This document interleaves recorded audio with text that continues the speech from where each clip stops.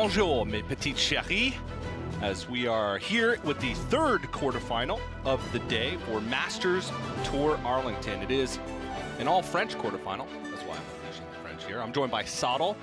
Sottle, how you doing, man? I am doing fantastic. You will certainly be carrying the French for this broadcast because I have absolutely zero knowledge of their fine language, but you can teach me some backstage later.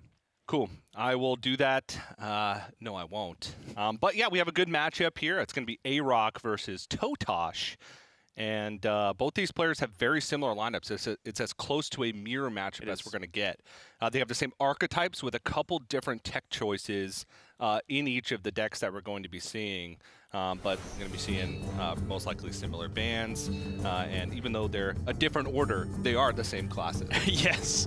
Really looking forward to seeing totosh again here because he is the player that really is on a hot streak right now, coming off top 4 in Masters Tour Bucharest, which was our closing event of the Masters Tour circuit in 2019. Now finds himself top 8 here in Masters Tour Arlington, which is our opening event of the 2020 season. So he is looking to repeat his top 4 performance, but right now he finds himself between AyRoK and a hard place. Well, I'll bring the French, you bring the puns. How about that? Okay. Nicely done. Easy. That I can cover. Yeah. I thought you were one-dimensional and could only get the low-hanging fruit. But alas, you have shown your creativity. That one came all the way out of left field. I don't even know how you could think of something like that, Sottle. Thanks, Teach. No problem.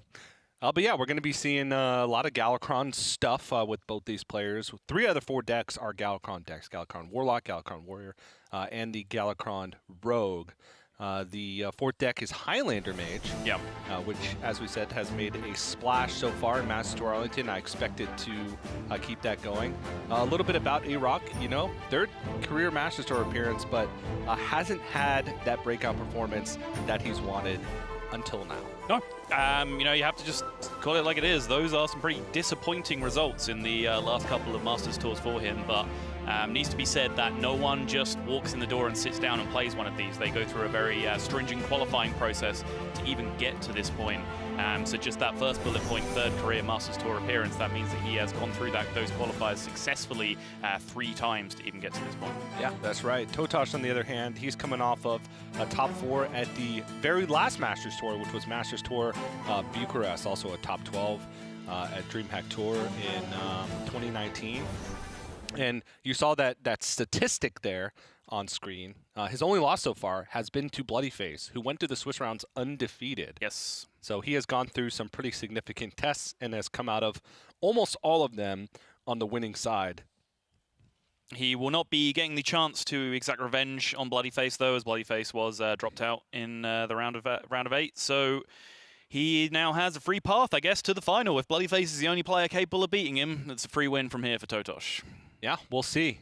But like I said, anything can happen. It is that mirror matchup. I don't think either player has kind of the techs that are the end-all, be-all. I think like 2 of their decks are 3 cards different.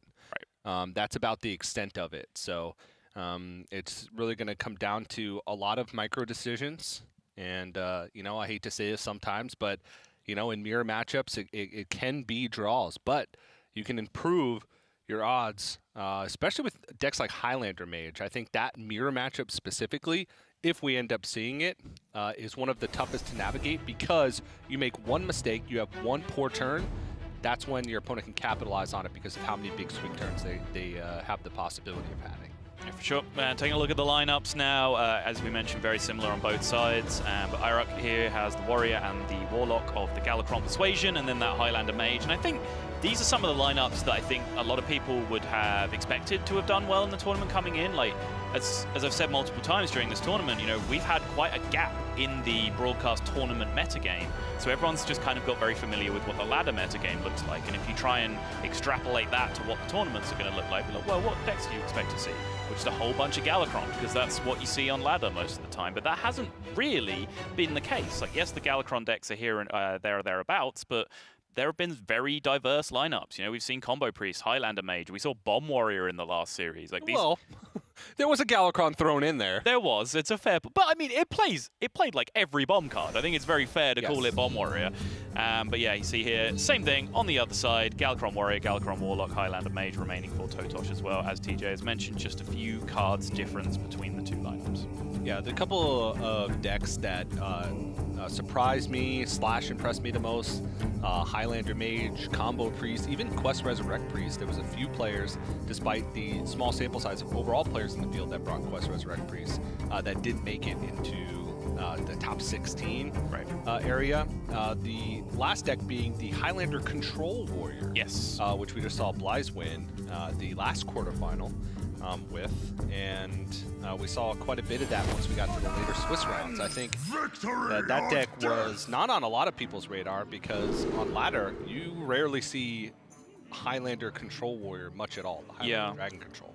I kind of like it as a deck. Like, it's very old school Control Warrior in design, where it's not like I'm going to fatigue you with my Dr. Boom Infinite Value or anything like that. It's just like I'm going to get to the late game, and then I have enormous things to just slam on the board every turn with, like, you know, War Master Voon duplicating Dragon Queen Alexstrasza and all that kind of business. So it's a very interesting build of the deck that we do get to see some more of. But enough about that. Very fitting here, as it looks like we're about to kick off this pretty much mirror match series with a mirror match opening on game 1. Yes, sir. And just to highlight some of the differences in each of these players' decks, totosh has cut a Eternium Rover and added in a Spellbreaker for his lineup. AyRoK has actually cut. He also cut Cruel Taskmasters. Okay. Whereas AyRoK has the 1 Cruel Taskmaster, 1 Battle Rage, and an Eternium Rover with no Spellbreaker. So that's the only differences. And I don't know if those tech cards are going to make much of a difference. The 1 Cruel Taskmaster versus like Spellbreaker, they kind of serve a similar purpose where they help you with trades a lot of time in the early game. Maybe I can see Spellbreakering a Galakron buff taunt to push for lethal damage. Sure. But they're fringe case scenarios that I'm imagining where those things would be helpful. I think Spellbreaker does make some sense in the deck, though, because I think we both talked about this week how, like, Galakron Warrior just doesn't really play removal. Their removal is just ramming their stuff into your stuff and hoping that it kills them. So, you know, having a Spellbreaker can help some of that business if something gets too big. Sort of Edwin Van Cleef situations, other huge minions that can come down. I can see a Temple Berserker getting out of control, you know? On the loose. Sure. That it can deal with. But 2 mana versus 4 mana doesn't come down on curve. I think we should just talk for the rest of the match about how Spellbreaker affects the mirror matchup specifically.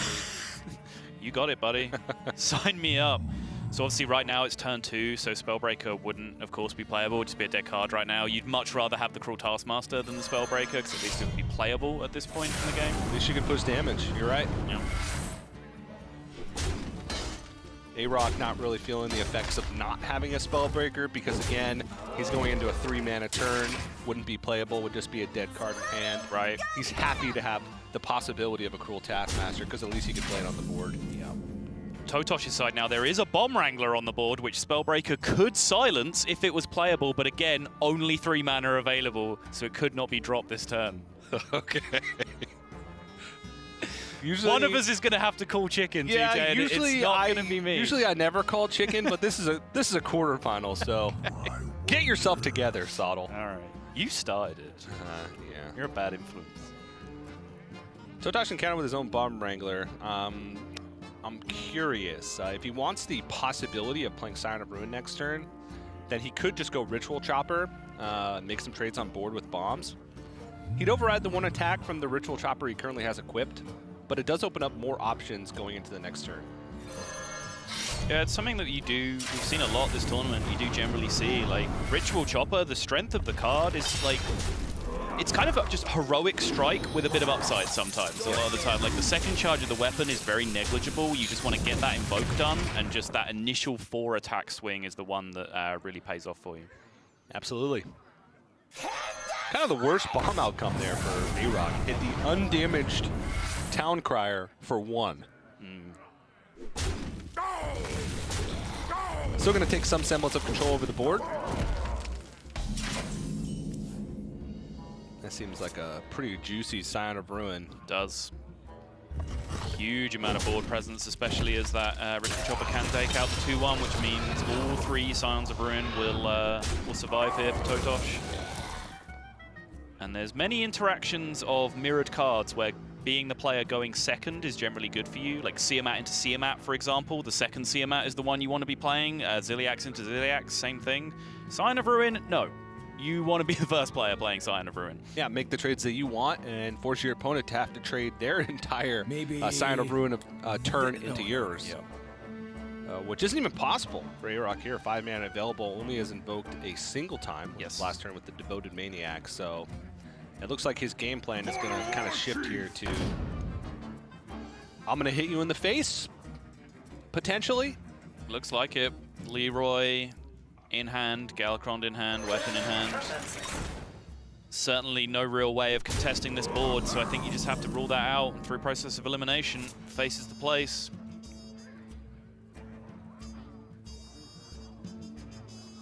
And this has to tell totosh a lot.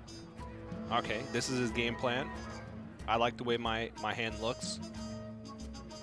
I can attempt to race, or what now? I can try and make trades and control the board.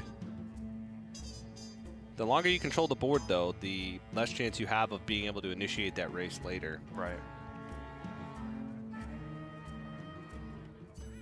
His curve is a little bit awkward. All of his playable cards, he can only play 1, plus an armor up. Your flaws are your strength. Does seem like Bloodstorm Mercenary is the most initiative here. Use the freshly formed Rush to take the trade into the 4-3, maximizing face damage, because now his remaining 3-1 can still go face.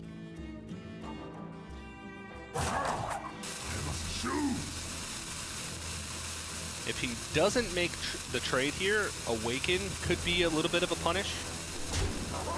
Just because he'd get additional armor. I guess it would negate itself, honestly. Yeah. Maybe the face trade is better in that situation. Because you deal 3 and you give up 2 extra armor. So you net 1 if Awaken is what you're worried about. Sure. You're giving Snip Snap Magnetism over to the opponent though on turn 6, right? Yes. Kind of scary. Yeah. Nope, that is correct. I think trading is responsible. I think totosh might even have been thinking about like whether to just sack his 3-1 in order to reduce how effective Awaken would be in that position. But I don't know. It seemed like a fairly straightforward trade to me, the way totosh ended up doing it. Yeah. Now, an oddly difficult decision because Battle Rage exists. So there's a chance that maybe he was thinking of, well, maybe I killed the 2 damaged ones instead of the undamaged one. It's kind of that thing you have to weigh in your mind of what's better, you know, being able to more easily kill us in the future or potentially giving my opponent an extra draw from Battle Rage.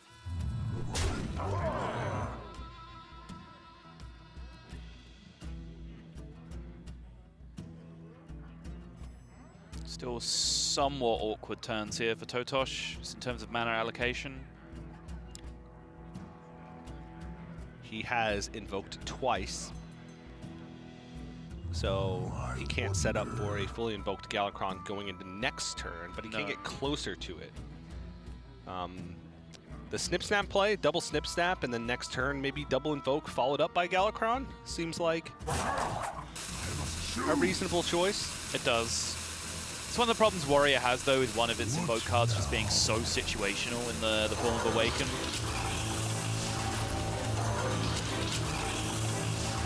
Right now, when you just sat with a 3-1 on board, you really don't want to be playing that card. I am unbreakable. I am unstoppable. See what he hits here with the buffs. Ooh. Bomb Wrangler's kind of exciting. I mean, that's a strong turn 8. But the way AyRoK's game plan has been this whole game since it's been behind on board is face damage. So he was probably hoping for that Cruel Taskmaster.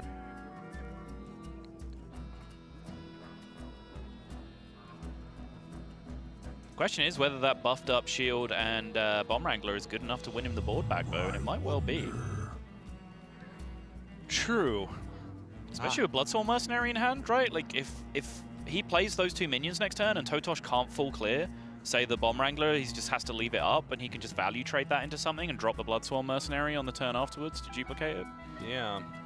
Pretty huge swing.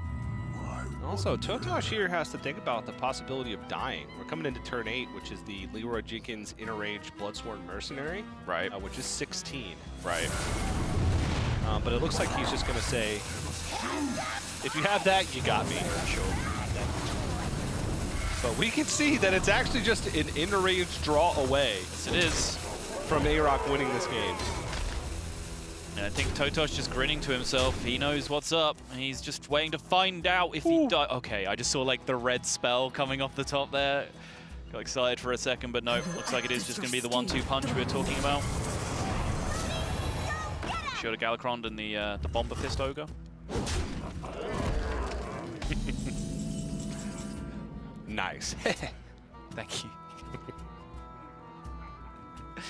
It's literally just a reference to something he said backstage 20 minutes ago that none of you understand. That is TJ Casting 101. Oh, Galakron's quite juiced. I wonder. It is. I wanted to talk about this actually because totosh went for the double invoke play on the previous turn. Obviously, which is seems straightforward because it fully invoked his Galakron and then he was going to jam Galakron this turn. But I wanted to ask the question of like, your opponent, his most likely turn is just jamming 2 big minions that he's drawn off his Galakron. Yeah. So in that case, you aren't going to play your Galakron next turn because if you do that, he's just going to smash you in the face with huge minions. So I wondered whether like more development on the previous turn from totosh would have worked out better than just focusing so heavily on the invoke. That's actually a really good point. And now he's just dead. Leroy Jenkins plus the Galakron Invoke. And just pulling the trigger on the Galakron, even without it being fully invoked, ends up working out for AyRoK. Just playing those 2 big minions, specifically just getting Shield of Galakron buffed. Yes. Ended up being huge because that protected his life total and allowed him to go for this play. And I do have to agree with you. I think maybe going for a little bit of a stronger board-centric play on the previous turn might have allowed him to at least survive some forms of damage. Right. But he ends up losing game 1. AyRoK, despite what seemed to be a game where he was down on the early board presence until he played Galakron. Yes. It's an impressive win. But you also have to give him credit for the way he played it when he realized he was falling behind. He immediately switched to face damage, which it paid off in a very roundabout fashion. It's not like, from the turn he played that Quarterfinals Elite, he didn't just ship damage face every turn, but that little bit of extra damage that he got in just by being aggressive, you still see that pay off at the end as he was able to end the game. Yeah, I think if he hadn't pushed that 4 damage, then it would have been at least a much closer game. He had just 9 at the end. I think he drew the Taskmaster at the end, which would have been lethal anyway if he hadn't have pushed. But he had 9 mana. Okay, fair enough. So not quite enough, but almost. Almost. But yeah, and controlling the board when necessary, face damage when necessary, and honestly, that's recognizing his hand being Quarterfinals Elite Leroy, no board control tools, not enough invokes. I'm just gonna play this style of game and hope that it gets there. Yep, and a lot of these mirror matches are likely to come down to these fine margins because, as we keep talking about, these lineups are just so finely balanced against each other. Mirror match in archetypes and just a few cards different one from the other. But AyRoK here off to the better start. And he'll definitely be feeling this because this is the kind of result that can really give you a lot of impetus, a lot of motivation going forward. Because I know, like, you'll get to a point where if you keep qualifying for these Masters Tours and keep finishing in the hundreds as he has been, there'll come a point where you'll have to ask, right, is this still worth me doing up to this point, right? But this is the kind of run that will really inject some motivation back into AyRoK to be able to keep doing this. AyRoK, you rock, we all rock. Nice. Nice. Well, Highlander Mage versus the Warlock here. The Galakron Dragon Plague of Flames draw Warlock. Yeah, one keep Plague of Flames from totosh there in the mulligan as well. Well, when you don't have it, you really want it. Yeah. Job's done. It's not necessarily a power card, but hey. Just putting that in his back pocket. I imagine you are just scared of, you know, early, huge Twilight Drakes and Mountain Giants, so on, just running away with the game if you can't answer them. So seems like a decent security blanket. But a pretty awkward early game. No invokes until 5 with Shield of Galakron. Zephyrus in the early hand, plus Dragon Queen Alexstrasza. Those are going to be dead for quite some time. And this might be 5-4 territory. Riveting stuff here at Masters Tour Arlington as both players pass their first 4 turns. Just kind of what these matchups come down to, though. You remember many of the matchups back in the classic handlock days when there was sort of handlock and old school control warrior in the metagame. There's always a matchup or two around. It's very similar to this, where both players just kind of agree to do nothing in the early game and see who can win it late. Yeah, but they get explosive really quickly. They do, especially this matchup, because both players start to reach this insane power point. Yes, I will destroy them. And yeah, it is a 5-4. I think totosh was wondering whether or not he should play Zephyrus, or just build Worshiper onto the board. And I think just having some additional board presence in Zephyrus is usually more valuable in the later stages. Yes. It's a weird catch-22 though, because the fact that you play Zephyrus and Dragon Queen in this deck that is really just mostly 2-ofs, it's very reliant on that card he's just tempoed out as a 5-4 to be able to draw a whole bunch of cards. So that's true. There's a real catch-22 in that spot. But if you're playing the 3-2 in order to tap, then that also kind of goes against it. You're tapping deeper to activate a card that you're playing on the board unactivated.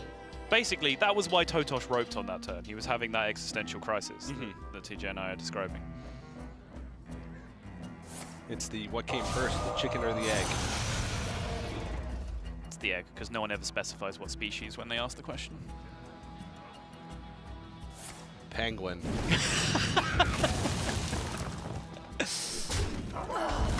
Chicken is a species. Right, but you say the chicken or the egg. It could be any, like there were dinosaur eggs, for example.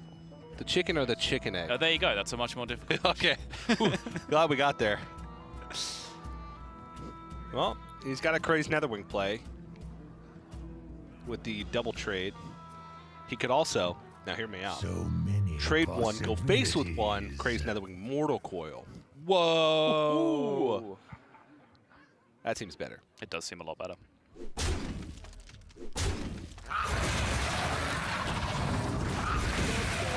Glad you could follow along with my insane logic. Yeah. This is around the time where totosh really does have to focus hard on getting pressure down, and you can see just because of how slow the early game has been, AyRoK just gonna say, yep, all right, coin out my Luna's Pocket Galaxy here. This is what is kind of your #1 job to prevent against Highlander Mage. I think first off, like, you're worried about offering perfect Renos on turn 6, and then your second concern is just making sure you have enough pressure to deny Luna's Pocket Galaxy just being jammed for free on turn 7.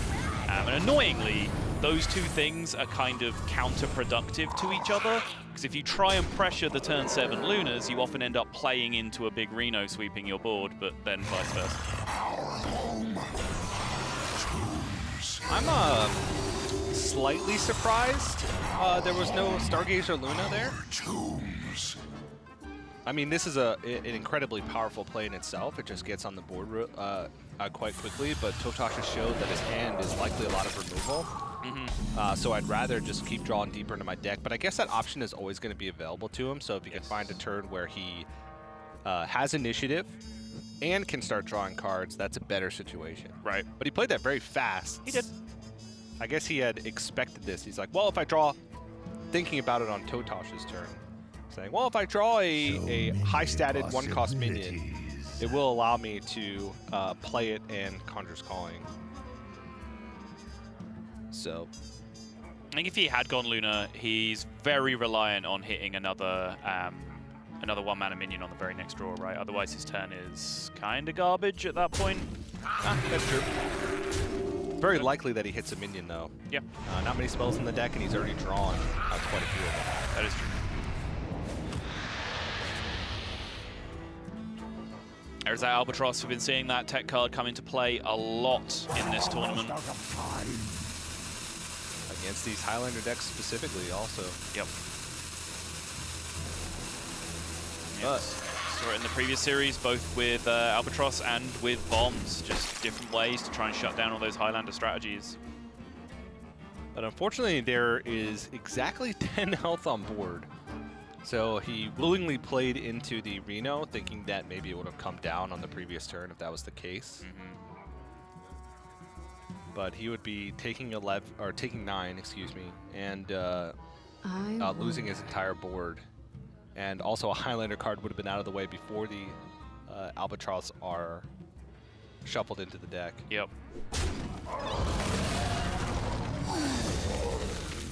Ooh.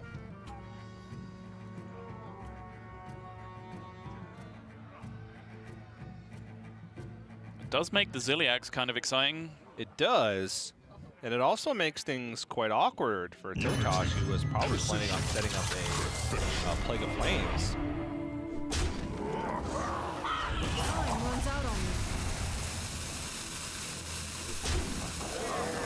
AyRoK deciding to get aggressive here as well. I love this. Doesn't see any decent reason to take care of that 2/2. Does that help totosh to engineer a Plague of Flames in any way?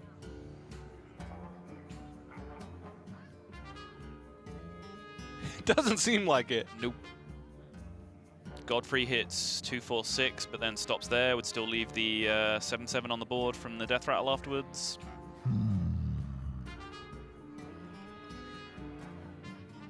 I guess 7/5 to be accurate. It would hit twice, wouldn't it? Be a 7/3. Would it? Oh yeah, you're absolutely right.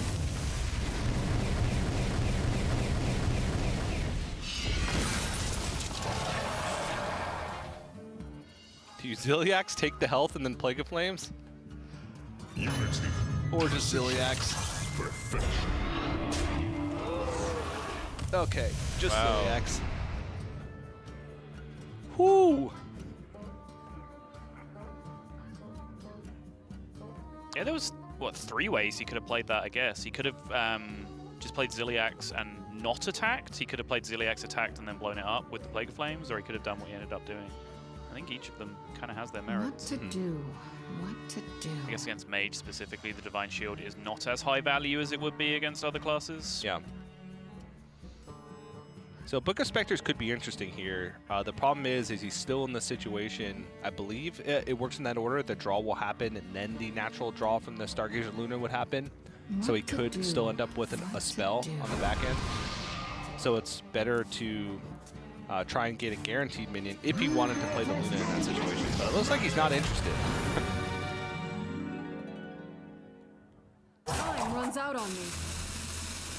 Now that he has the Zephyrus in hand, very interested in going digging to get those Albatross out of his deck, and not to mention, of course, just the natural value of drawing cards when everything in your deck costs 1. That's all said and done, no surprise to see Arcane Intellect being the choice there over a couple of other pretty mediocre options.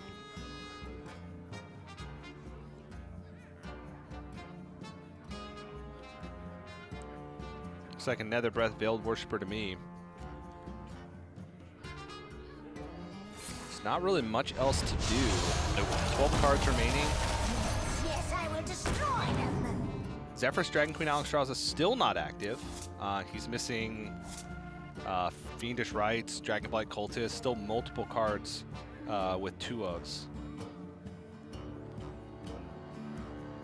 Excuse me, he's only playing 1 Fiendish Rites, so I guess it is just the Cultist? Just the Cultist, it seems like, because he did draw a Sacrificial Pact on that turn. Yep. Has he played a Shield of Galakron? Yes, he has. So, yeah. Just waiting on that Dragonblight Cultist in order to have those active Highlander cards. Okay. Well, you can see just how much this deck has the potential of drawing, because AyRoK has drawn a couple cards himself. And totosh threw away a draw 3 effect earlier in the game just because he needed to get something out on board. And is still 7 cards ahead. Yep. All right, it's got to be Luna time now. Surely. Never mind. No Twisting Nether in totosh's deck, but You can assume at this point Zephyrus is very likely to be active. totosh will burn a card going into the next turn as well, something to note. Assuming totosh's Zephyrus would be active? Yes. Yeah, okay. With 9 cards left remaining, 8 effectively going into the next turn. Yeah.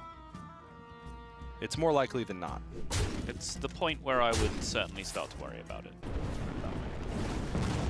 Set. Bam! Take 3, idiot. Also setting up for a Caligos potential lethal next turn. With Pyro Blast. Yeah, I'm just really curious about the Stargazer Luna turn, because I really want to dig through and get that Zephyrus active, because that Zephyrus is kind of the final key to being able to finish off totosh from these low health totals, even if he were to be able to clear most of this board. Yeah. Oh boy. I guess AyRoK also just feels like he can just get cards out of his hand and then draw naturally with the legendary Arcane Intellect instead. So this looks like a Rip Dark Skies and hope Lord Godfrey will clear afterwards. Oh, I don't see any other play. I'm uncomfortable, TJ. Galakrond only summons 2 demons. So many possibilities. Oh, Oh, I guess he could use this and then Hero Power Play Flames. That's much better. Job's done.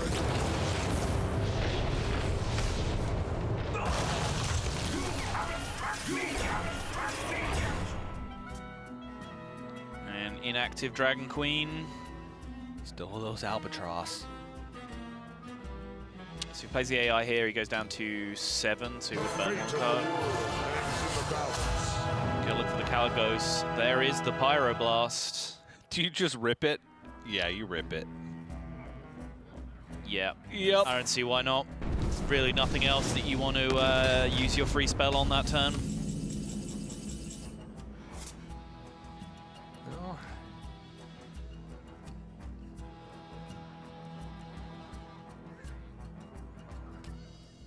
Alexstrasza? Oh man. Yeah, Alex yourself seems like the immediately obvious play. No options yet with Zephyrus because they're still not active. Otherwise, it's a Hero Power Sacrificial Pack play, but then what does that enable you to do? Like, I don't really see what else you're doing this turn alongside that. Just feels like an Alex. Life.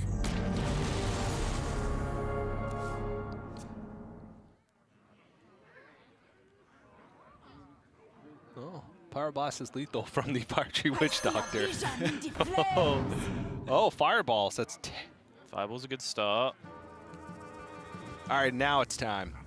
I'm still wondering about this Arcane Intellect because, like, burning the cards doesn't really matter at this point. You just want your Zephyrus active. Okay, there it is. There it is. There it is. Oh. This is exactly what I was talking about because, like, it doesn't matter that the AI would burn you cards. You just want the cards not in your deck. You don't need them in your hand. Yeah. So I think the last couple of turns, maybe AyRoK could have thought about just throwing that AI out just to get those Albatross out of his deck. But it all worked out for him in the end as he found the Zephyrus activator at the perfect time. He was able to wrap up those couple of fireballs for a very quick lethal, and unless totosh can turn this around very quickly, it looks like it's going to be a fast one for AyRoK. Yeah, I think AyRoK, from his perspective, he was just thinking, oh man, I'm just so far ahead. Yeah. It seems like his hand is, really awkward. I just don't want to overextend and maybe run into Zephyrus. Maybe he's thinking, okay, I'll get the Zephyrus out and then I'll try and reload with the Stargazer Luna. That's very fair, yeah. But if you fall behind, like having those Albatross drawn and having access to like 1-mana Reno or the Zephyrus just being active to get you out of a pinch. Yep. Also some merit there. So still, at the end of the day, he gets there. And totosh, he's struggling right now. 3 in a row is a tall task. Even for a player as good as him. But once you're in the top 8, every other player is just as good as you, and their lineup is just as good as yours. Yeah, especially in this case with so many similarities. But AyRoK finds himself now just down to the Warlock left remaining to win with. Yeah, going to be a pretty tight series from this point out. But we're going to have to see if AyRoK can close it out from a 2-0 lead over totosh. We're going to go to a quick break, but don't go anywhere. More Masters Tour Arlington right after this. Hearthstone Masters Tour Arlington is brought to you by T-Mobile. Rank up with America's first and only nationwide 5G network.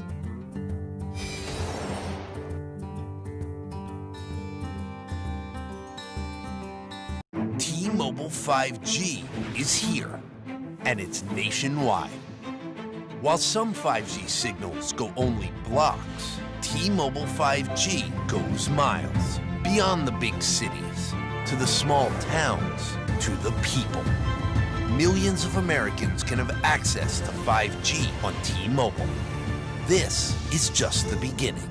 T-Mobile, the first and only nationwide 5G network.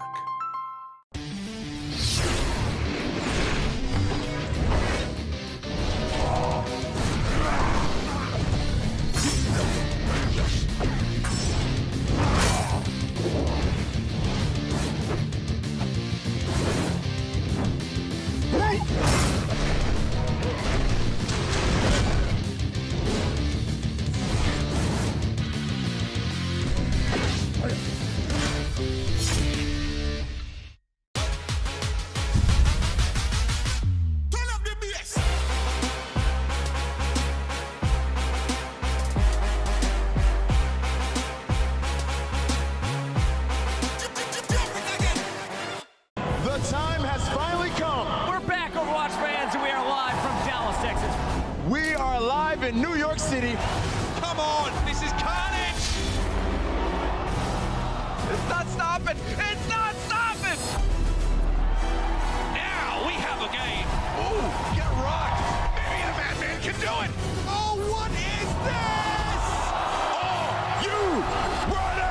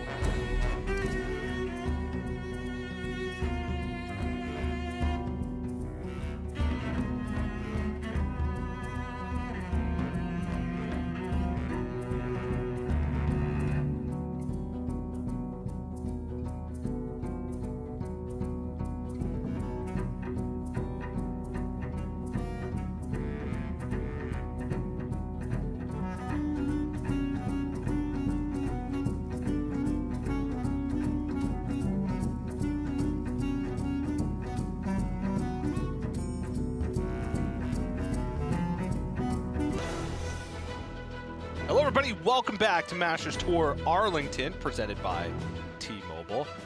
We're getting into game number 3 of our third quarterfinal matchup of the day. That's right. It's Championship Sunday. Subtle's wearing his championship red. I'm wearing my championship stars, or whatever they are. And AyRoK has a 2-0 lead over totosh.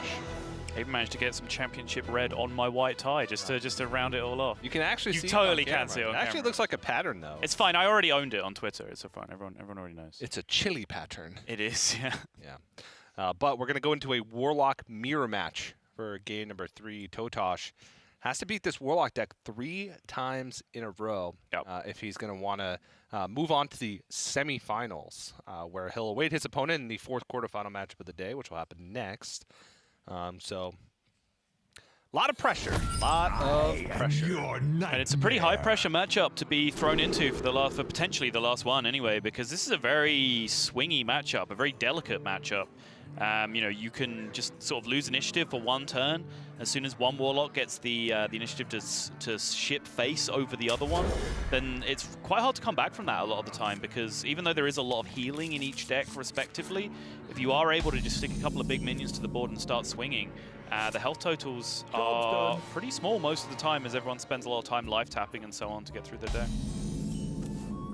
Yeah, and one thing to point out is this is a 30 card for 30 card mirror matchup. Both players playing the double Bad Luck Albatross, as well as the single Fiendish Rites. Everything else pretty standard as far as the Galakron Warlock is concerned.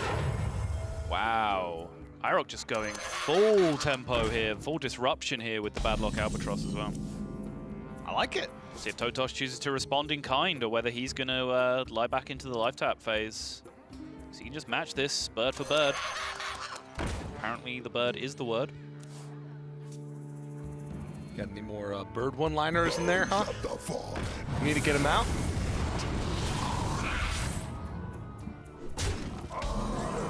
No? Okay. Good to know. TJ's bullying me. Nah. I'm just playing up the curve here. Invoke. I wonder. These Albatross are going to make things interesting, though, because it'll slow down the game ever so slightly. Yeah. Oh, yeah. Ooh, much like our game of Spellbreaker Chicken earlier, I think we have initiated a game of Albatross Chicken between these two players. Yeah. The problem is, Nope. AyRoK is like, yeah, you're going to take 9, buddy. Whoa, I'm really surprised by that. Boo. Because the follow-up to this is Crazed Netherwing a lot of the time. Yes. And if you push that extra 4, totosh goes down to 12. You push that extra 4, it's real. Like, Netherwing changes nothing whether you trade there or not. Yeah. I guess you can try and play around the possibility of the minions on the other side being able to trade over your Albatross if his turn 5 was Shield of Galakron. Sure. Because then you wouldn't be able to trade into it otherwise, if I'm not mistaken. No, you would, because You still have like 8 power and imps left on the board. it'd actually be almost the same outcome. Yeah. Since he threw 4 damage into that regardless. Yeah. I would have shipped it. Maybe I'm dumb and I'm forgetting something, but I would have shipped that face damage all day. Mostly just because I'm really stubborn and I felt very challenged to a game of chicken at that moment. Yeah. And I would have fully obliged. Unless totosh did Fiendish Rites also, and then Plague of Flames, then you maybe it's like a net health loss We're at the end getting of the day. into some pretty heavy hypotheticals. Well, he made that play so fast. It's just like, yep, these are definitely trades. Yeah.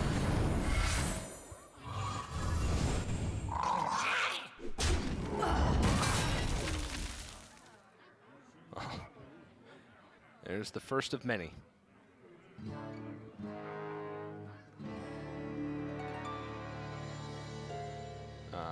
Phew. 7 health. If he had traded. Oh, perfect draw. 7 health plus Immortal Coil will clean everything up. Wait, nope, I was mistaken. He life taps, so it's 7. Yes. Because it counts itself. No, TJ! It does not count itself.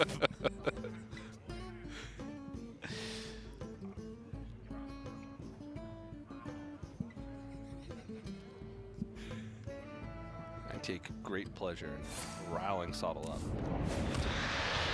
Ooh, Devoted Maniac. At 14 health, though, the Ziliax might be a little bit more appealing because you're not getting any value out of rush minions either way. Right.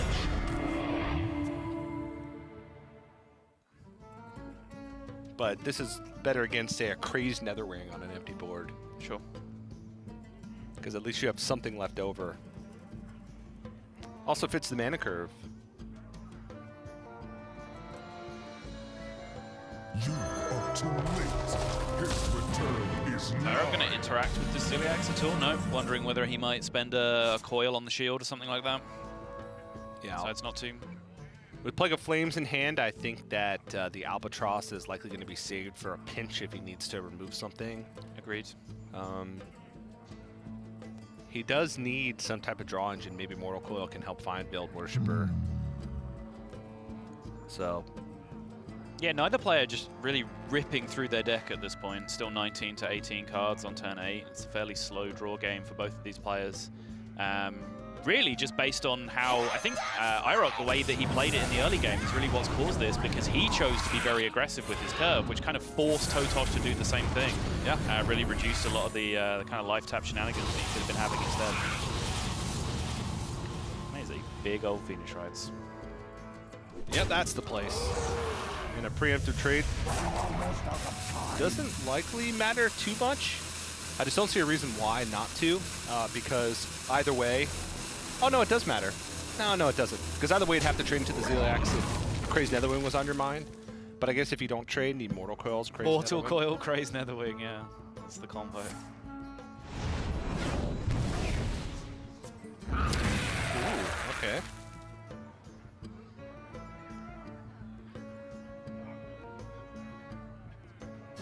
Yes, I will destroy them.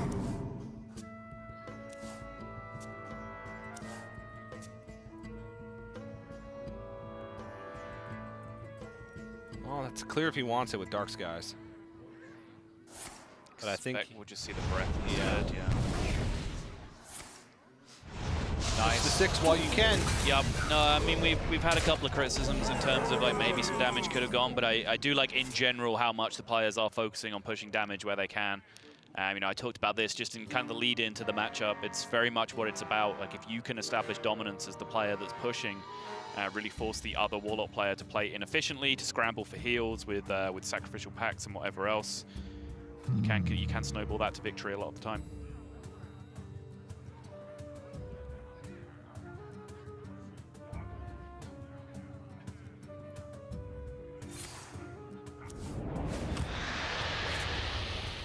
Picks up a Veil Worshipper for himself, but his life total is something that he has to be really worried about.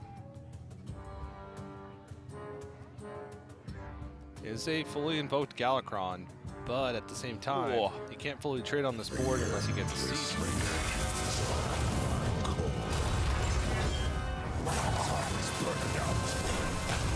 Nails a couple taunts though. Solid, yeah. Lifesteal taunt as well.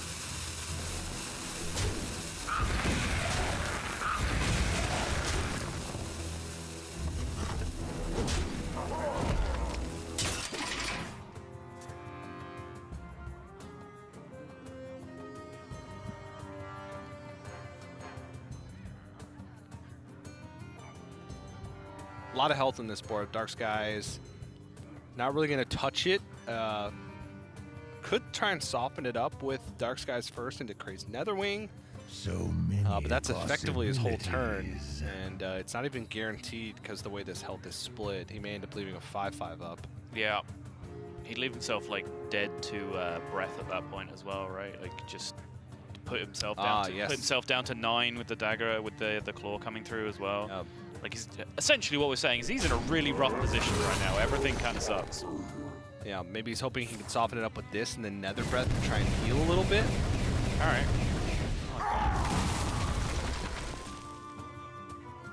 Almost out of time. Yeah, and then Bad Luck Albatross is trying to challenge his board. Yeah, worked out pretty well for him there. I mean, the 1/4 lifesteal remaining for totosh is nice, just to give him a little bit of boost out of into the range of safety. But the fact that that minion barely got hit from AyRoK's perspective is actually pretty good as well, because that's the one that he doesn't particularly care about in terms of his own health total.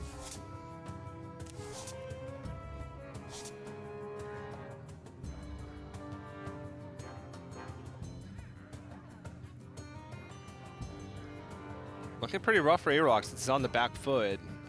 He's going to be hard-pressed to find a turn where he can play Galakron safely without having to just Plague of Flames away the board that he builds. Yeah. And that, I think, is kind of the biggest glaring issue for his position in this game at the moment.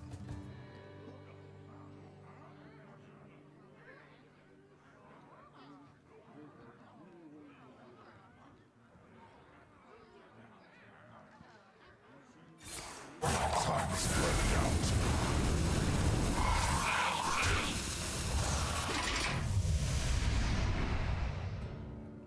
like at some point he might just have to take that risk though. Yeah. Because he can't just get locked into the vortex of trying to clear this board every turn, because the board's going to keep coming, and he's going to be stuck back in exactly the same position every turn if he doesn't try and make something happen.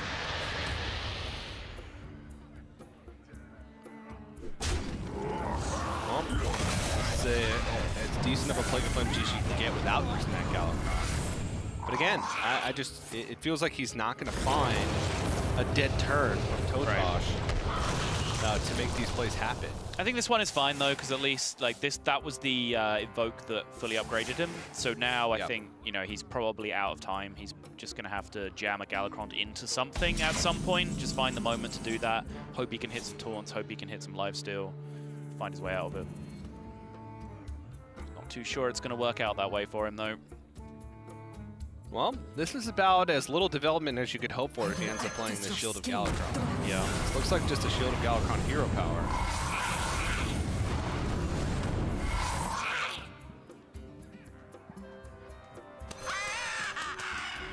Oh, in an Albatross. Doesn't quite set up lethal through Galakrond's armor. That's something that he expects. He's looking for taunts here. That sack pack draw that he picked up is actually enormous as well, because that gives him that extra buffer now. So just with a couple of draws, he's put himself in a position where it would have been a desperation Plague of Flames a lot of the time, but now he should feel pretty comfortable just leaving this huge board up and asking for totosh to deal with it instead. I think AyRoK has timed his counter push perfectly. Is Dragon Queen Alexstrasza? I highly doubt it's active with how many Bad Luck Albatross haven't played this game. No, it wasn't. Okay.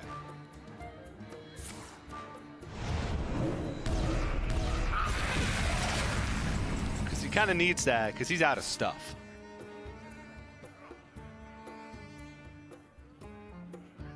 Oh, double sack packed as well now for totosh. This was the other problem that was going to come up. Like even if AyRoK did hit taunts, they're so likely to be sack packed away from the other side. That's very true. Which again just makes that sack pack that he drew so crucial. You can see he gained the extra 5 there. Yeah, so if he gains the 10 this turn, he goes up to 27. He might be able to get away with an Alexstrasza in a bit of a push. Other options seem to be push and Crazed Netherwing and hero power. Yeah, it looks like Alexstrasza is going to be held. It is his current activator for Crazed Netherwing, so you might as well dump the Crazed Netherwing. Yeah, makes sense. It's about the same amount of power as he would have had as well, except he would have kept the additional 1/1s on him. Right. He's setting up lethal. He's representing exactly 12. Which means AyRoK needs some defense, and currently does not have a great deal. Crazed Netherwing deals 3 damage to take 2 off the board.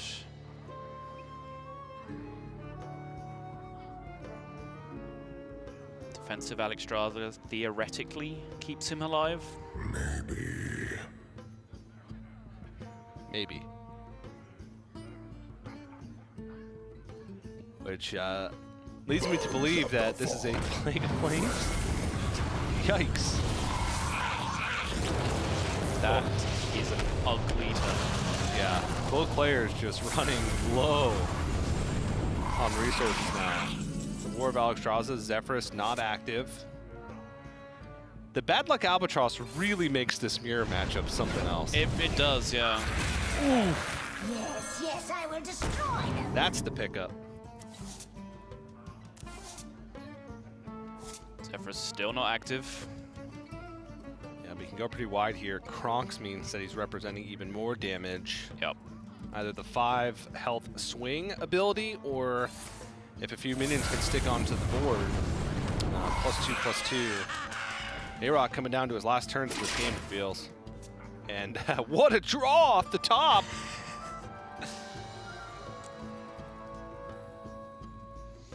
Hit Alexstrasza, yep. Not much to really think about in this turn.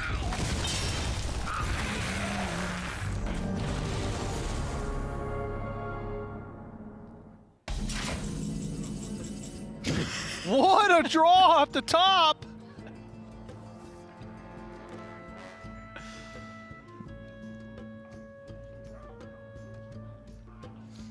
Still didn't activate the Zephyrus either. No. It could have genuinely been a really good draw, but no. It would have been a lethal draw. Yeah. Because he could have gotten just eviscerate with the 5 damage from the Kronks, and that would have been enough. 6 cards left. It's still not active. No. What's even in there? Is it another Albatross? I don't think so, no. I think there must be 1 or 0 Albatrosses left at this point. Has Totosh played Nether Breaths? No, AyRoK has. Maybe not. His return is nigh. If not, that was a lethal draw as well. Yeah, Plague of Flame's gone, so I can feel free to summon an 8/8 here. And what a draw okay. off the top! This is rigged. This is the most rigged thing I have ever seen. Well, that was actually decent because that's literally the only draw that gave him any potential outs. That was a genuinely huge Albatross. Oh, is that Scale Lord? Yep. Prepared. Yep. Yep.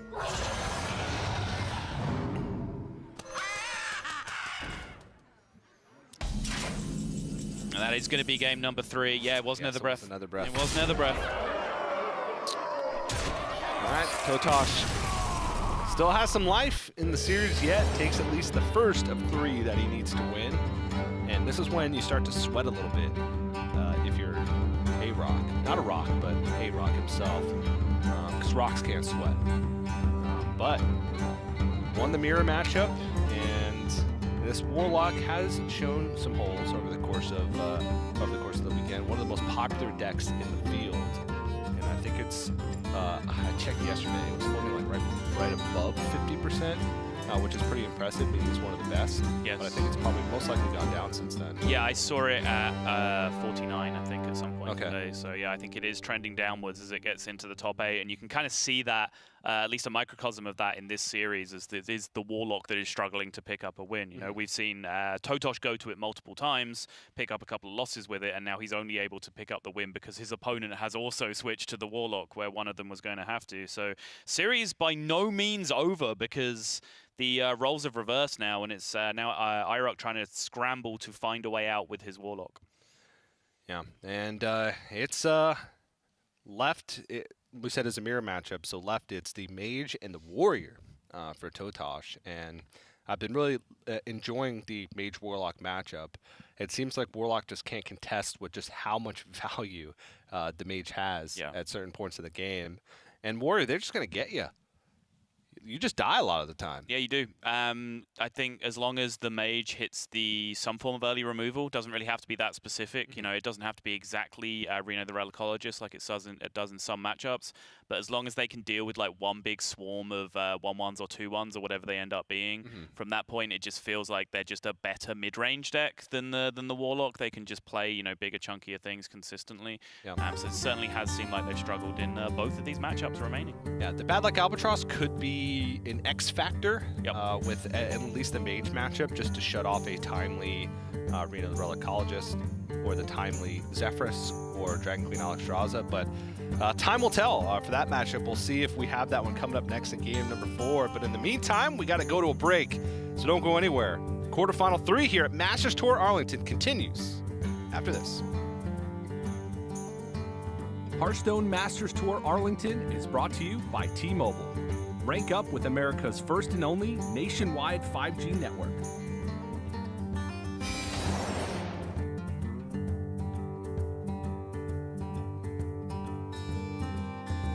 T-Mobile 5G is here, and it's nationwide.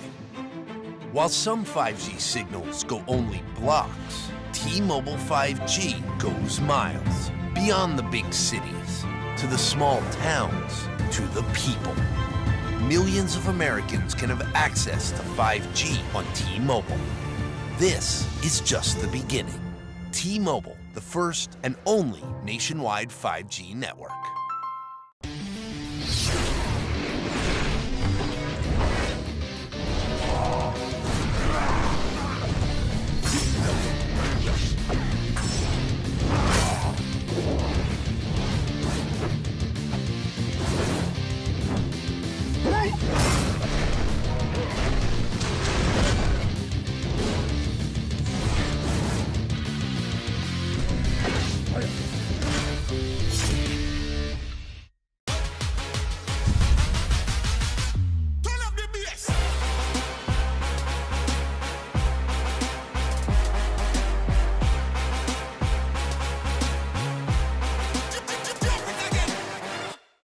time has finally come. We're back, Overwatch fans, and we are live from Dallas, Texas.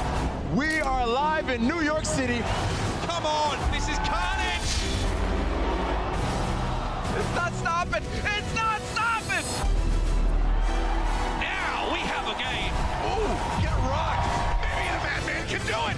Oh, what is this? Are you ready?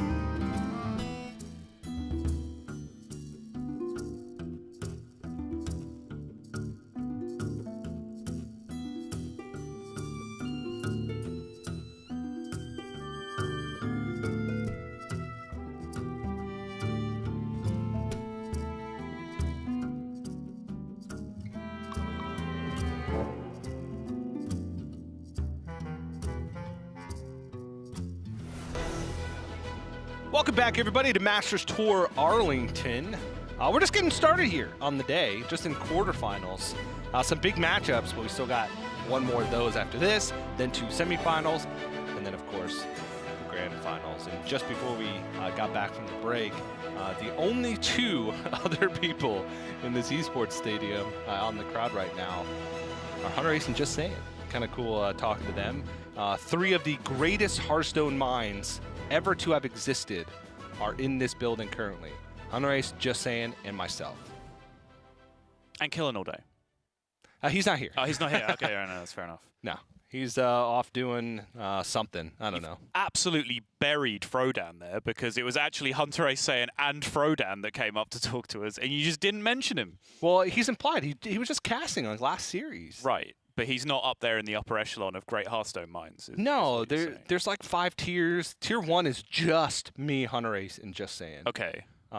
Tier 2 is like, you know, everybody that's ever top 16 in event. Tier 3 is just, you know, a bunch of other people. And then you and Frodan are solidly in tier 4. Excuse me, you've already covered me with the has top 16 in an event. Has top 16 in event from 2016 and onward. Okay. I don't count anything before that because honestly, the level of play before that was. Ooh, yeah, yikes. When you and Raven were competitors, yikes. I know, even Firebat won a world championship back then. Jeez. Yeah, he really improved after he won that world championship. He's also solidly in tier 2. Shout out to Firebat. Our one and only America's world champion. Sorry, Doa. Absolutely right, TJ. Let's focus up. Quarterfinals, totosh and AyRoK starting to reach the point, as TJ was saying, the matches just get bigger and bigger from here. At a certain point, every match you win or lose is worth about an extra $10,000 in your pocket in terms of the prize pool increasing. So pretty huge, not just in terms of just raw cash value, but of course, all of that money goes towards the prize standings, which then qualify you into Hearthstone Grandmasters, which is the end game for the vast majority of these players. Yeah, and I don't know about you, but I think there's a severe lack of French players in the Grandmasters for Europe right now. We only have 3. We only have 3. That's not even 25%. You know how many countries there are in Europe, TJ? Yes. You do? No. Okay. I know the scope of how many countries there are in Europe. It's gonna be surprising. I don't. I know that there's a vast amount. Most of them in the European Union. Whoa! Low blow out of nowhere. Ring the bell. DQ immediately. Right in the view of the referee. Jeez. Smash that subscribe button. Make sure you ring that bell to hear TJ dunk on Brexit some more. Let's get into this one.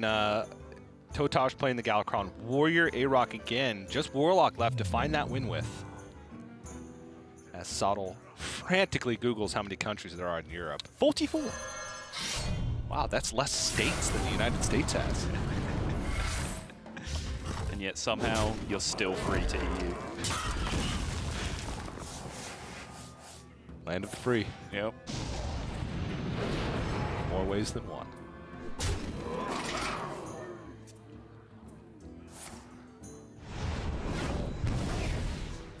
Well, this matchup can sometimes live on a knife's edge because Warlock can oftentimes take control of the board, but they use their life total, sometimes recklessly. Yes. And that sets up for Warrior to do what Warrior does best right now, and that's hit you. I'm kind of a fan of this Galakron Warrior deck because, you know, Face Warrior was always a thing that was kind of there or thereabouts. You know, Arcanite Reaper is a, you know, classic set card, which means it's always going to be a viable option when you have that card in your set to sort of just go all out for face damage. Yeah. But it's never quite there. So generally when Aggro Warrior is successful, it's because of, you know, quality minions plus the ability to push damage. You look at like Pirate Warrior, for example, you could build a board, but you had a bunch of burst damage to back it up. Now this is a very similar thing. It's just the damage is just so consistent. It's very rare that a turn passes where you don't at least have the option of dealing some damage to your opponent's face, but you're also sort of playing very competitive minions to stick a board state as well. Ziliax survives. I guess the bomb damage was negligible there. I was going to say that's a big win for him to have the Ziliax survive the bomb, but the fact that it did at least 3 to face kind of makes the healing, the lifesteal from the Ziliax survive negligible anyway. Yeah, absolutely. But overall, you know, not a bad early game for AyRoK. It's just about making that transition and not letting the board kind of get away from him. He has Galakron and he has Krogs. He's got ways to deal with wide board states. As long as he draws a dragon for Crazy Netherwing to be active. Right. So I think that's kind of number one on his mind. Yeah, and crucially, as we were talking about face damage, we already saw the Ziliax get used, but he also already has a Sacrificial Pact available. If he can add a Nether Breath or 2 to that over the coming turns, I think those are some of the best cards in the matchup, because as you said, the Warlock really does have to use its health as a resource to turn into board presence in this matchup, and then those are the cards that can recover some of that health total so you don't just get burst down by the invoke effects. Possibilities. Do you think Totosh is going to roll into Galakron next turn? He doesn't have any other invoke cards in hand, and it's not fully invoked yet. I think he has a good enough turn without it that he doesn't necessarily need to. Yeah, he can push 6. You're absolutely right. Even before the Awaken was drawn, which now gives him even more options. He had, like, you know, Sign of Ruin plus Temple Berserker Town Crier, for example, which is a perfectly serviceable turn. Now the Awaken has appeared, there are several more options for him. Oh, wow. So he can actually Awaken, Sign of Ruin, and push 9, and have a 3-2 left on the board alongside this Kronk towards the end of the turn. That's quite powerful. It is. And now he's an invoke away from having the Claw. And, you know, a couple more minions with +4/+4, But mainly the Claw. mainly the Claw. The free Arcanite Reaper does seem to be, like, the ridiculous thing about fully invoked Galakron. No matter what class you are, that free 10 damage is just so ridiculous. Preach it. Oh, I will. Ooh, okay. Starting to get close here. There's the final invoke. Now, Wow, no, he doesn't go for it. He's just going to continue full presence. Okay, fine. Gets the full invoked. I was curious whether we might see it come down there, just because this is a fairly weak turn otherwise. I guess it's still fairly reasonable. Similar turn to as I was describing on the previous turn with Temple Berserker and Town Crier coming down. Yep. I honestly like this trade here, just because you would push 3, but if Crazed Netherwing came down, you'd lose the board. And this way, Temple Berserker can't be killed unless something else besides Crazed Netherwing is there, so you're netting 3 anyway. Sure. And it's 3 that has permanence instead of 3 that's just a one-time use.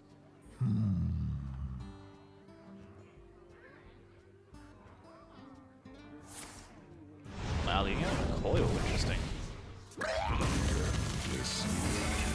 So Galakrons choosing not to respect this board state. Had a couple of clears available. Netherwing, Mortal Coil in that order was clear. Godfrey as well would have cleaned up, but taking this opportunity says that I'm actually under very little pressure this turn. I'm just going to go ahead and get my Galakron down. Yep. One thing that we should keep our eye on is Totosh's life total. Because Warlock can pack a surprising amount of burst in the deck. With Crazed Netherwing and Nether Breath in hand, he's got just 7 points of burst damage available. That's true. All of a sudden, you out on a second Nether Breath. That's 11. Why can that card go face, TJ? Can you ask people around the office why that card can go face? Absolutely not. Maybe. But for me, though, will you do it? Nope. I'm not allowed in that area anymore. It's a long story. There was a whole incident where they just, let me in for a day to balance some cards. Everything went wrong. That's where original Galakron Shaman comes from, right? No, I hate Shaman. Actually, I like Shaman. I like Aggro Shaman. If I had my way, I'd just make that Surging Tempest like a 2/4. Ah, there you go. And I could never lose. No direct damage picked up off the buff minions, but he does now have Inner Rage Bloodsworn Mercenary as a combination. Does have Kor'kron Elite in hand. It's not quite the optimal combo, but it's good enough with the amount of damage that he's threatening. Whew. Okay. Hear me out, all right? All right, I'm listening. I'm just going to walk myself through this and then evaluate whether or not I like the play. Kronk for the heal, then Nether Breath face. Return is nigh. And race him. What are you doing with your minions in your crazy world? This is better. I mean, yeah. See, I wasn't recommending that it was a good play. I was just kind of walking myself through it. Because he would have been at 22. AyRoK, very visible cross of the fingers there. He's hoping that this holds. Oh, there's a Spellbreaker. There is a Spellbreaker.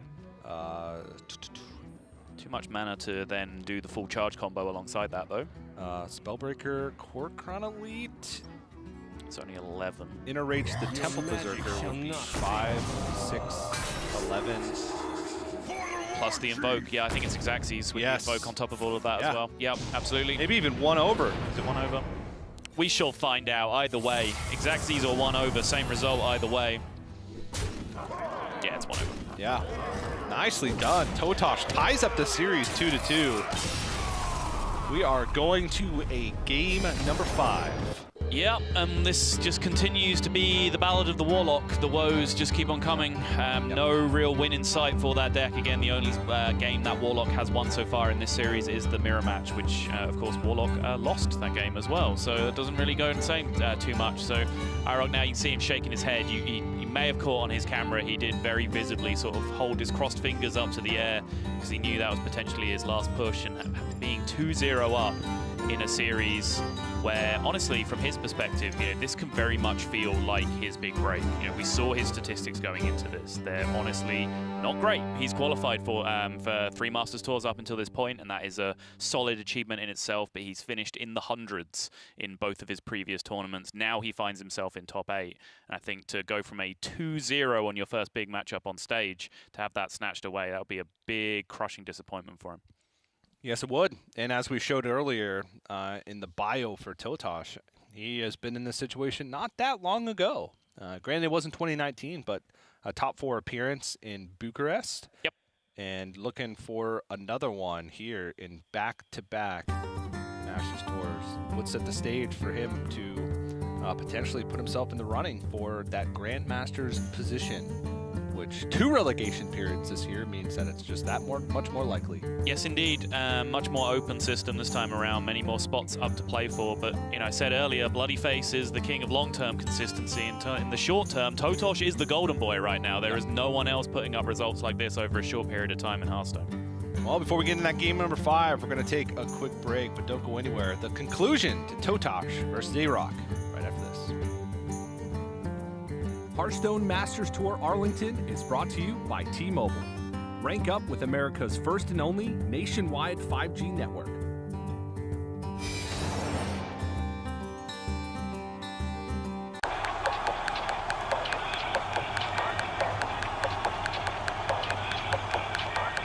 When Overwatch asked me to design their official team kits, I was honored. This was an opportunity to create gear that for the first time brings together the best of the streetwear world and the esports world.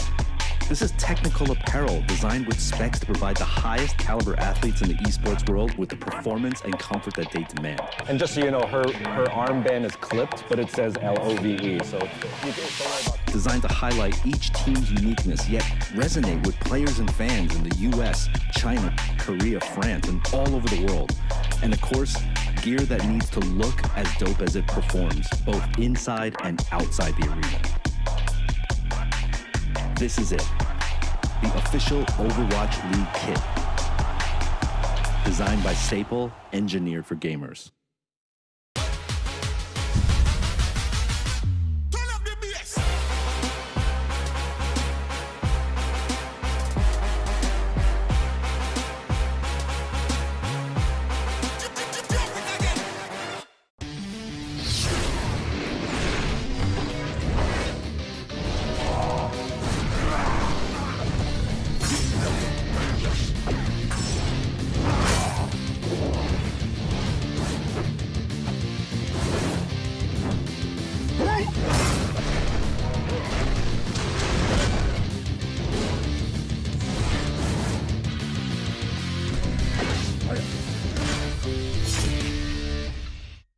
The time has finally come. We're back, Overwatch fans, and we are live from Dallas, Texas. We are live in New York City. Come on, this is carnage! It's not stopping! It's not stopping! Now we have a game. Ooh, get rocked. Maybe the Batman can do it. Oh, what is this? Oh, you ready?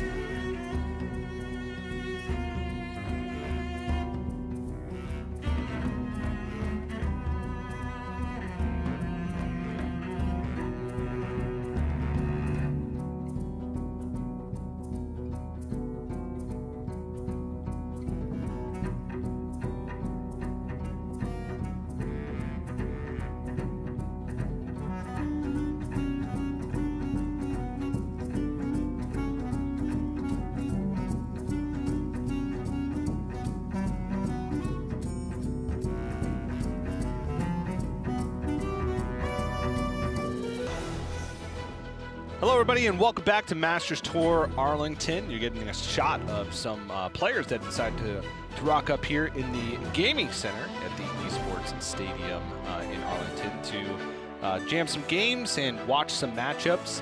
We have the stadium portion here, and then right outside is an area with a lot of big monitors with the matches playing and PCs. So there are a lot of people and players here watching. They're just choosing to do it at the PCs. Yeah. Instead of here. Yeah. Which makes a lot of sense. I mean, you could come out here and just sit at a table and watch, but then you can't alt-tab to Twitter. Like, yeah, exactly. Why would you do that? That's nonsense. Yeah, to tweet angrily at your friends. Or me and Sottle. Yeah, mainly us. That's also fine. Both will suffice. But we're going into game number 5 here. Third quarterfinal of the day. totosh versus AyRoK. totosh on the verge of a reverse sweep. And I got to say, I think it's looking pretty good for him. He's got the mage left versus the warlock that AyRoK just can't get a win with. Yeah, I think, looking back through this, it might just be that the really important game in this series was the Warlock Mirror. And, regardless of what the score looked like, the person that won the Warlock Mirror was going to be in a dominant position in the series overall. Turns out that way, huh? Well, let's get into the game here. AyRoK got a couple of invokes in the early game. totosh threw away the Book of Specters.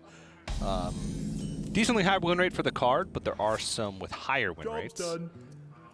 That's always the struggle with the mulligan phases is, sometimes instead of keeping a mediocre card, you mulligan everything away to try and get a great card. Yeah, for sure. Different players will have different stances on that. I know, generally I do feel like, an average player will tend to overkeep. They'll get complacent with cards, say, oh, this is fine, I'll keep it. But, sometimes fine isn't good enough. It's a tip I picked up from Ball Control, actually, who, I don't know if he still does this, but I know for a point, every mulligan he does, he crosses out every single card. And then he has to convince himself to keep a card. Wow. Because he's already got rid of it in his head, which, sort of pulls you out of that mentality of keeping a card because it's just okay. I do the opposite. That's because you're dumb. I assume that I'm keeping every card and then have to convince myself not to. I do genuinely like Ball's Way. I have started doing that recently. So this is an interesting choice. Learn Draconic he could play this turn, but not too many spells in hand. But he could time that to get a 6/6 dragon when he really needs it. Yes. And he pretty much just gets that done as soon as he rips the Pocket Galaxy. I think it's 8 mana in total, right? You need to spend. So.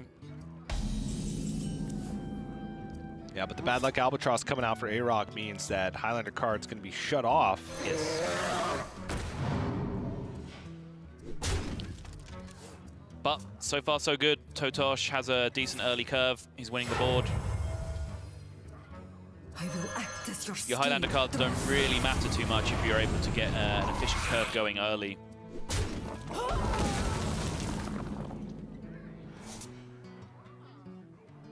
Expect we'll just see the curve continue here. Huh. Might be some merit now that the AI has been drawn to AI ping, just take some damage off the board. Yeah, that's what I was thinking. It also means that if you can just roll into Luna's Pocket Galaxy on 7, you have that mana banked. That additional mana banked from casting spells, so instead of Luna's Pocket Galaxy being a dead turn, you're at least summoning a 6/6. Oh, I see. Yes. Okay, that makes sense. If you plan to play minions until 7 and right. rip Pocket Galaxy on 7, right, it means Pocket Galaxy is summon a 6/6 and make all your minions cost 1 in your deck. What to do? Tough choice, honestly, here. Missiles and Flame Strike are both very effective clears against different styles of board that Warlock can make against you. Flame Strike kind of for the Galakron later stuff, Malagoth Missiles early on, this kind of board that he's looking down right now. Does choose to go for the missiles. Whew. Whew. AyRoK smells blood. Rolling into 6. That is 14 go face this turn.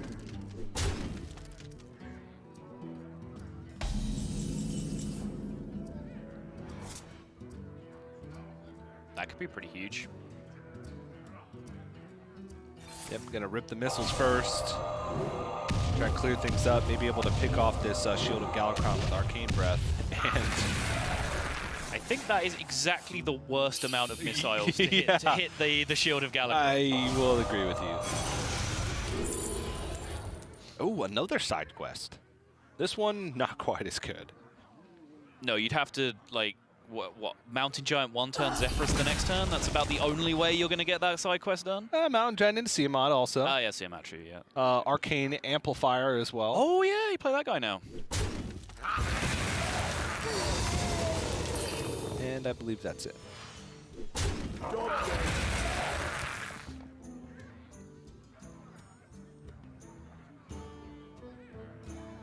Ooh, could safely go for a Veiled Worshipper here, but a lot of power on the other side of the board, so might be seeing the first Plague of Flames.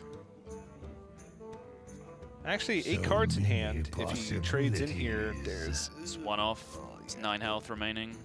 yeah, that's even factoring in. Yes, I will destroy Don't say it, TJ. Okay, sorry. I've had enough of your crap, all right? I've reached my limit with the Dark Skies meme.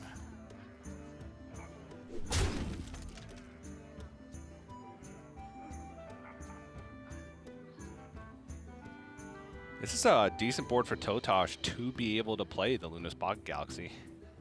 Again, it summons a 6/6. That's crazy. It does summon a 6/6, yeah. Almost out of time. I'm already feeling like AyRoK is behind, and this game is just barely underway. This is brutal.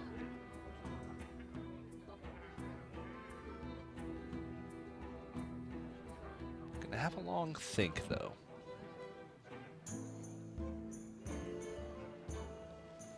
I wonder what that's about, because What to Just do? has to be a Pocket Galaxy seems turn. just so good. Yeah. Whew. You're essentially forcing a Plague of Flames before you ever play any of your 1-mana minions. Right. Or any of your really big threats, period, to be honest. I do have this right? It's 8 mana total in spells that he has to spend. It is 8 mana. And he spent 1 on the missiles already. It's perfect. It's like the easiest puzzle in the world. He just has to fit a piece. He already has an Arcane Intellect in his hand. Fine. I guess he's at 14. So I think the big question was, do I trade off this stuff?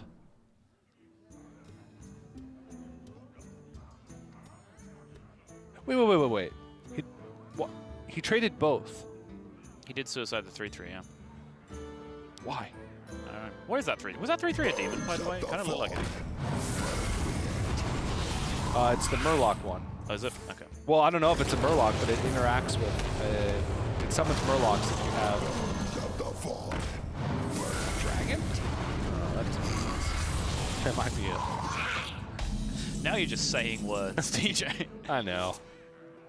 Well, at the end of the day, either way, the Pocket Galaxy did come down after much more deliberation than we were expecting. Ooh, those aren't 1-mana minions.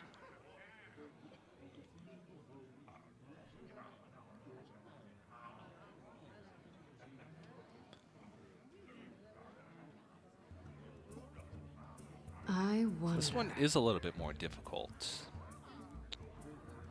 Reason being is because totosh showed with his trades last turn that he does not want to take damage.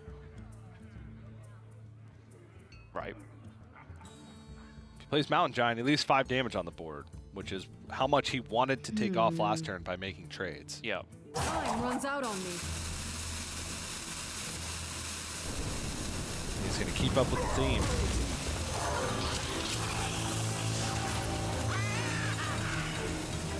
From everything that's happened, that's an incredibly weak turn for totosh from AyRoK's perspective. Yes, it is. Start to develop some kind of read from that about what the kind of cards that are in hand for totosh.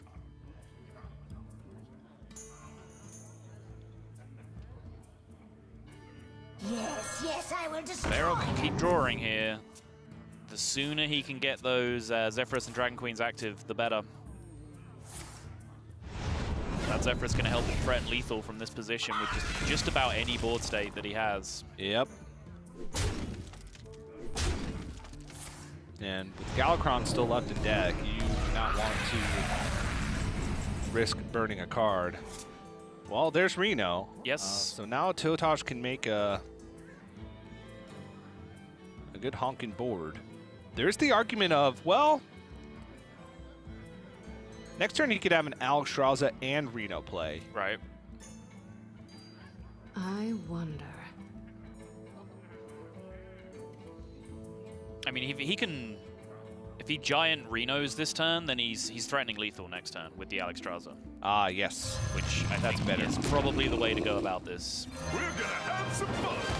Wait, it's only 14. It is only 14. Oh, I miscounted that. So if it was, I'd say it's better, but I'm gonna say it's pretty even. I think it's still a powerful play. Yeah, I think this still is a better way to go about it. Yeah, because I think if he had played Mountain Giant, he would have wanted to Frost Nova to protect his life total. Sure. Yeah. Okay, makes sense. So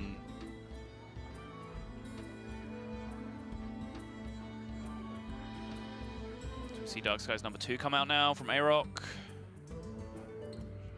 there's no development behind this, though. That's the problem. I mean, do you So have many options? possibilities. This Kronks. If this had split up differently, then he may be able to have Crazed Netherwinged instead, but the fact that the Mountain Giant is at an 8-4, pretty sure it just has to be Dark Skies here. Yeah, he knows that Conjurer's Calling in hand, at least the Twin Spell version, so.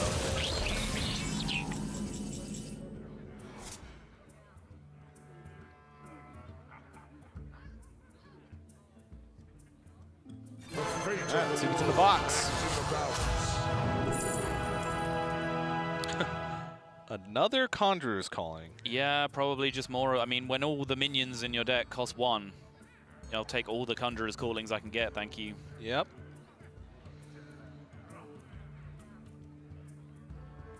Spellbender, not too much merit just because there's not too many targeted spells. Yeah. Block Plague of Flames would block Nether Breath. Nether Breath targeting a one, minion. Yeah. And you've seen Mortal Coil, so at very least one. Sure. Ooh. A 4-mana Big Bad Archmage. Wow, that is a difficult to remove board. Yes, it is. Even with Plague of Flames at your disposal, which AyRoK doesn't even have. That is some serious power into play from totosh. And this is one of the clunkiest looking Warlock hands I've seen in a long time. That is a lot of mana worth of stuff. Yep. None of the flexible spells available. None of the healing, none of the removal, just all the big minions. So he's going to have to go ahead and Godfrey it.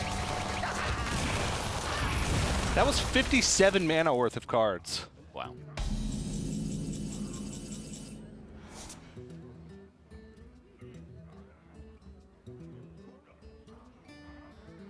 And since totosh used the known version of Conjurer's Calling,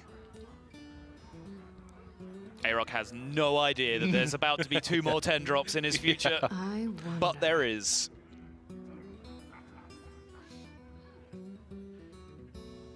and he's going to make his average draw even worse. Let's see what 10 drop. No way.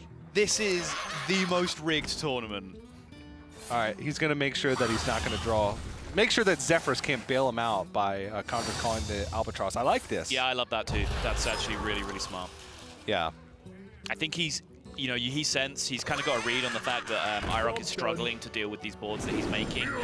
He's having answers, but they're not clean answers. They're imperfect answers. But he knows that if a Zephyrus was active, which again, we talked about this, I think it was all the way back in game 1, where I kind of conceded the point that like 8 cards left, 7 cards left, that's when I'll start to be worried about the fact that, you know, Zephyrus and Dragon Queen Alexstrasza can have an impact. Yep. It can be quicker than that, but that's about the point where it starts to become a real factor in my thinking. totosh has kind of echoed that completely and said, nope, just in case, I'm just going to switch those off for you. So I think for AyRoK, we're looking at a potential double Crazed Netherwing here. Yikes. It would leave the Caligos on board as well as the Reborn Cartu Defender. That's at 7. He'd be at 13. So it'd be dead to Zephyrus, but there's only 2 cards in hand. And he would also put totosh down to 12. Yes. Because of Cartu Defender. So he would keep totosh at the same health. No, he goes to 9, right? He'll get hit twice by Netherwing, but only healed once. Yeah, but then the next... The other heal does go, yeah. Sure. But I think it's the best option out of what he's got remaining. Our tombs. And totosh is running out of stuff. He is. Is he all in? Like, just Blizzard, Smash Face, Alex Strazi yourself? Like, is that where we're at? Honestly, yes. I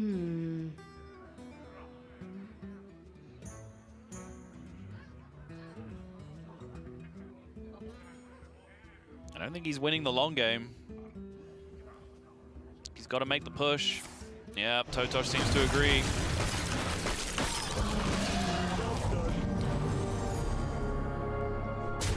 So now he does have 15 on board, so the self-Alex from AyRoK is not an option. Nether Breath is a potentially huge draw, though. In combination with Ziliax. In combination with double Devoted Maniac. Does just keep himself alive. Whew. You're still leaving Alex Straws on board. Possibilities. But you can take out the Caligos. But you're alive, TJ. You are alive. That's step 1. Step 1 in a multi-point process that leads to a semi-final spot for AyRoK. Yeah, that's honestly it. Like, those 2 plays are the only things, and I think the Nether Breath double Devoted Maniac. Oh. Like, the bad news is that this is going to get flame struck away from totosh, and then the Alex is going to keep on pushing. So he is still going to be stuck in a bad position next turn, but then he does have Ziliax to defend against that. There is definitely light at the end of the tunnel for AyRoK here. There is, but it's not much. totosh needing a single point of damage. His deck doesn't play single points of damage. Ziliax does protect against his opponent's Ziliax. It does, and it also gets a minion into play that can challenge the Ziliax if the Ziliax is just used, you know, as a taunt to rule out this Alex from connecting next turn. He's spending his mana. Perfect mana efficiency. 10 out of 10 from totosh. Ooh, Plague of Flames. Can he heal on Plague of Flames? Yes. It's not pretty. I bring life. Costs you your Zephyrus, but you could.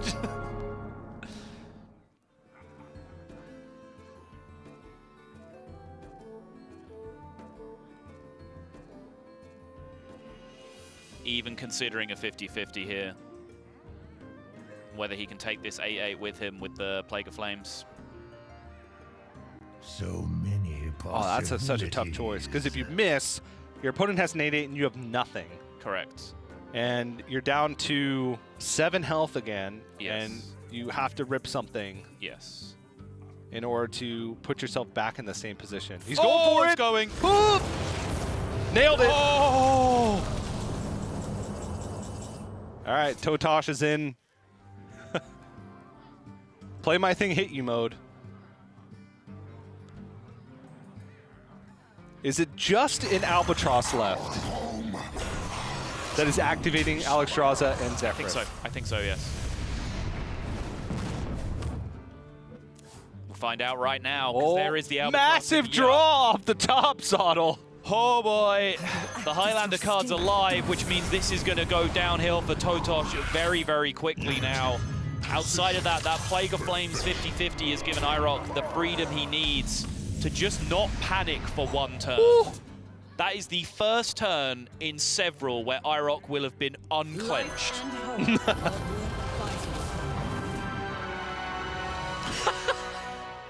Ah yes, Nazari, exactly what we needed.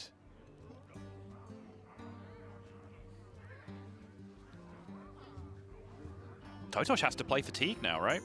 Yes. So he's holding on to these minions. Maybe not the Nightmare Amalgam? What to do? I mean, at this point, you're thinking about things like Stargazer Luna outs. Sure. Taking a look at some of the big cards that are left for totosh. Power of Creation, Tortolan Pilgrim, his own Zephyrus. This guy's a Zeph, yeah. But there's some that are just kind of dead, like Arcane Amplifier doesn't really get in there. Doomsayer can maybe like stall a Galakron. Ray of Frost could buy time. AyRoK's playing against one of the highest just pure value decks in the metagame at the moment. Right. Even with no cards in hand, it can sometimes seem like they just have an infinite number of things. Whoa, an actual real-life Shadow Madness from Zephyrus. That was a rare one. Well, Zephyrus is smart. He realizes that he can get the Reborn Cartoon Defender on his side of the board. Yeah, there's a lot of situations where you can steal something like that where it doesn't value the Shadow Madness particularly highly, though. Yeah. It's the Flame Strike for the clear. And now, I think AyRoK has to have the same kind of heads-up play that totosh did a few turns ago, where I think he needs to understand that he needs to get that Bad Luck Albatross down to be able to switch off any potential Zephyrus from totosh coming out. Because Zephyrus is going to be needed from totosh from this position, I believe.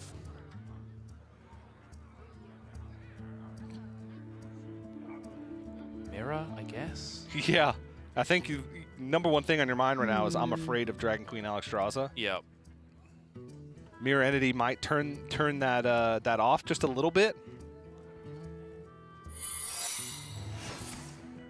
Have to play a 4-12 just to have a 4-12? Like, not right now. I think you're going to wait till you take some damage first. And I think you need to keep a card in hand just to start a Luna Train if you get it. That's very true. That is very true. That's an oh, he drew 2 Albatross in a row. They were both massive draws. That's insane. Crazy Netherring Primordial Explorer can be massive here.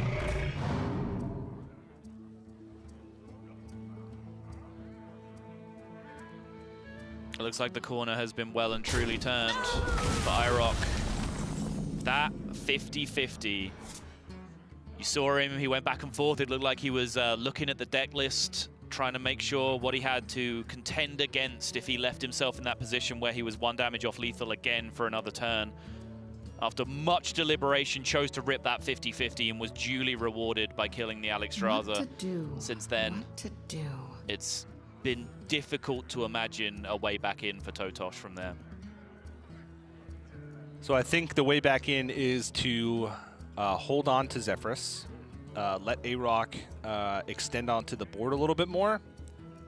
Zephyrus, Twisting Nether, Nazari, and try and have that fight for you until the game ends. If I'm AyRoK and my opponent passes this turn, I am smashing them in the face for 11 and hitting end turn immediately. Like, there is no way I'm playing more cards in this position. I don't think that bait works. You might be right in that he has to try it, but I don't think it works. All right, take it back. I'd play Bad Luck Albatross, smash him in the face, and play nothing else.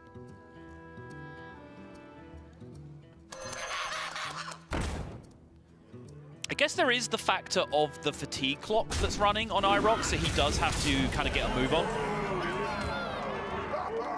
In terms of threatening lethal, he can't just sit around. And totosh has a lot of stall, more stall than AyRoK might be expecting. You've got to also think from AyRoK's perspective, what is that card that's not been played? Is it Deathwing? Is it Nazari? Like, what other dragons would you not be jamming immediately?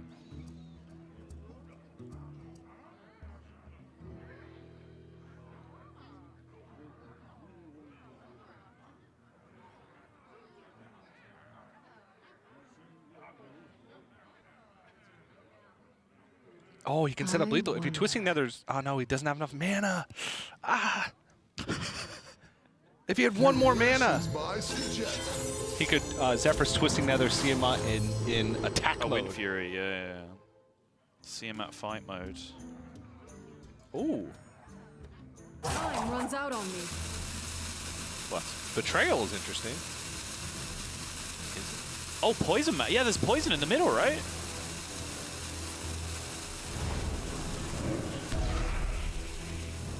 Yeah, because it deals its damage. If he betrayaled, then the poison would have gone off on both sides, I believe. I think that's how their interaction works, right?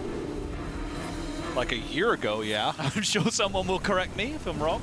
Pretty sure that's how it works. I'm almost out of cards. Galakron.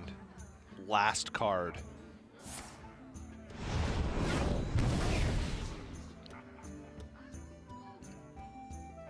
AyRoK snaps that Mortal Coil. No way he wants to be drawing a card from that. Getting rid of that Divine Shield is about the only value he's going to get. Now Nether Wing, Nether Breath. Going to take care of the board. Yeah, I think from here, there's just no chance for totosh. Zephyrus used. He just doesn't have a clear for the Galakron board. Yeah. Dude, Albatross is a BM, dude. Oh, man.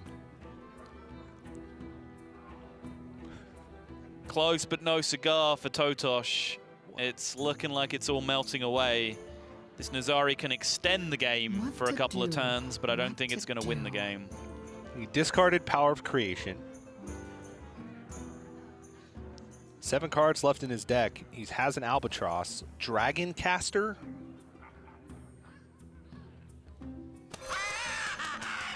Stargazer Luna. Yep.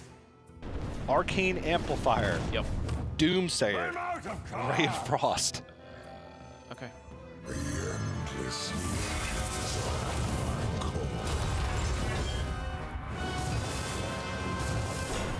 And now correct me if I'm wrong, but it doesn't sound like any of those cards deal with this board. It's an Albatross. It's always an Albatross. Oh, unlucky.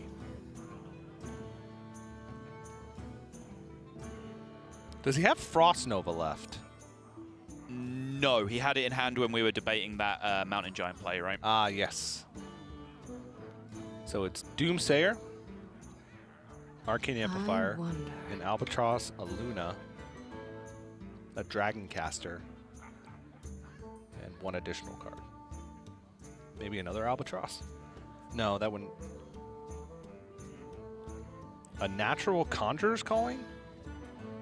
Were both of his Conjurer's Callings randomly generated? I wonder. He randomly generated one, but I thought the other one he used was natural.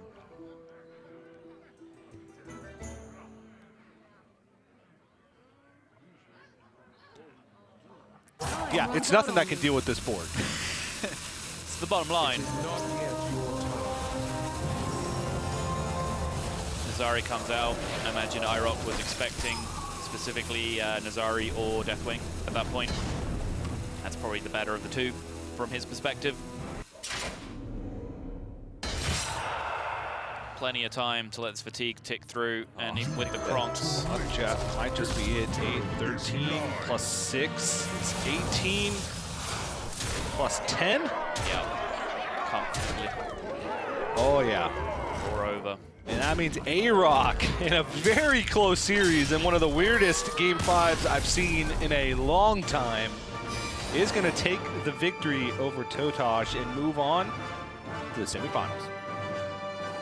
Yeah, absolutely. Absolute scrap fest of a series. It was that Warlock all the time just clawing to get over the line. I guess quite fitting that it was the claw of Galakron in the end, dealing the final damage for AyRoK, but it did look like the weak link for both players' lineups in that series. But also, it's a weakness of the Mage that I have picked up on in a couple of series so far, is that, you know, it will never run out of value in deck. It has so much value in there.